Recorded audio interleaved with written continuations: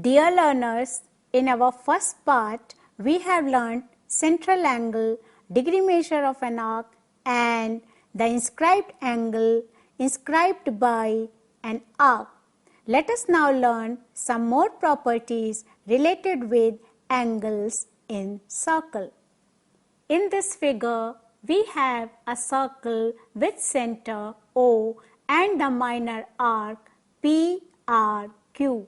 This minor arc PRQ is making the central angle POQ and it is inscribing the angle PAQ on the remaining part of the circle. You know that central angle is double of the inscribed angle. Let me note it down that angle POQ is equal to 2 times angle PAQ. Now, let me take one more point B on the remaining part of the circle and draw angle PBQ. So, angle PBQ is also the inscribed angle inscribed by the same minor arc PRQ. As you know, here also the central angle should be double of the inscribed angle, that is angle PBQ. Let me note down this also. Compare these two. On comparing, we get twice of angle PAQ is equal to twice of angle PBQ.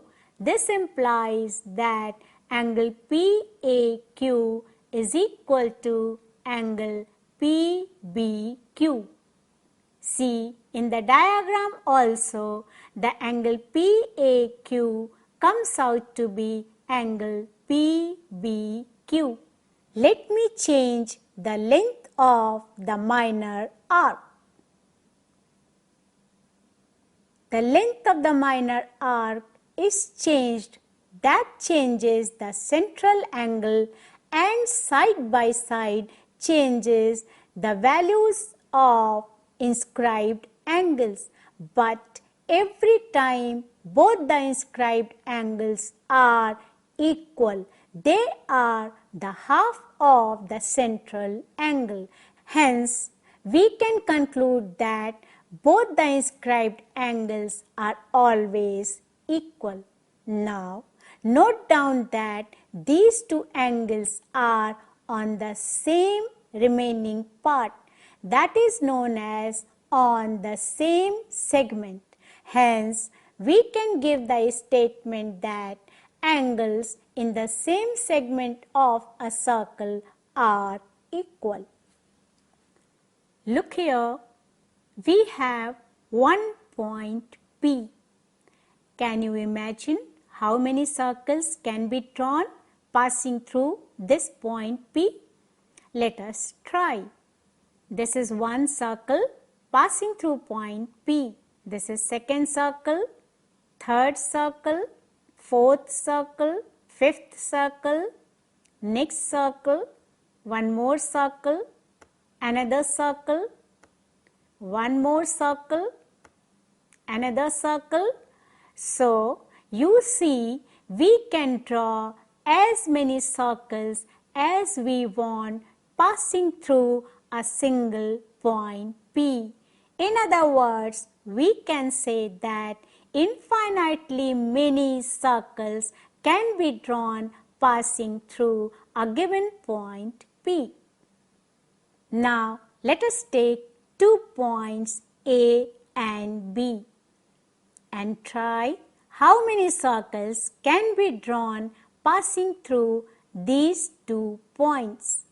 This is one circle passing through points A and B, second, third, fourth, one more,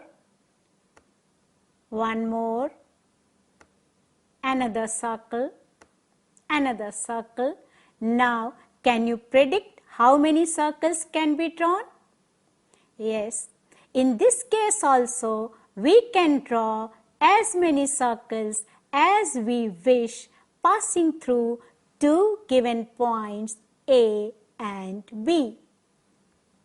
Now, let us consider 3 points A, B and C and find out how many circles can be drawn passing through these 3 points. Here we have one circle passing through the point A, B, C, all the 3 points. Hence, we have one and only one circle passing through 3 given points A, B, C. Hence, we can say that a unique circle can be drawn passing through 3 given points. Suppose the 3 points are collinear, then can you draw any circle? No. No circle can be drawn through 3 collinear points. Hence, through 3 non-collinear points, we can draw one and only one circle. Now let us take one more point P. That means now we have 4 points A, B, C and P. We have drawn a circle passing through the 3 points A, B, C. Now, what can you think? Can you make a circle passing through all these 4 points? Let us try. This circle passes through points A, B and P. See, we cannot make it to pass through the point C. Consider another circle. This circle cannot be made to pass through the point B. Now this circle is passing through the points B, P and C, but it is not passing through the point A. So we see that it is not possible to have a circle passing through all these 4 points A, B, C and P. In fact, it is not always possible to draw a circle passing through 4 given points. Let us now take a point Q on the circle. Such points which lie on the circle are known as concyclic points. So, A, B, Q and C are concyclic points. We can say that 4 non-collinear points may or may not be concyclic. See, A, B, Q and C are concyclic points because they lie on the circle.